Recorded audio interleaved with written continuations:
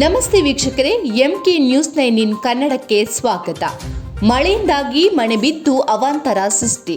ಇಂದು ಮಳೆಗಾಳಿಗೆ ಗೋಕಾಕದಲ್ಲಿ ಮನೆ ಬಿದ್ದು ಅವಾಂತರ ಸೃಷ್ಟಿಯಾಗಿದೆ.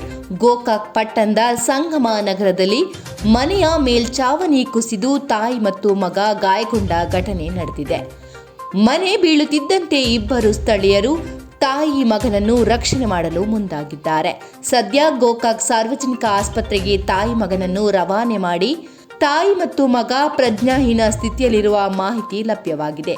ಫಾರಿದ್ ಹಾಗೂ ರಿಯಾಜ್ ಗಾಯಗೊಂಡ ತಾಯಿ ಮಗನಾಗಿದ್ದು ಇಬ್ಬರಿಗೂ ಚಿಕಿತ್ಸೆ ನೀಡಲಾಗುತ್ತಿದೆ.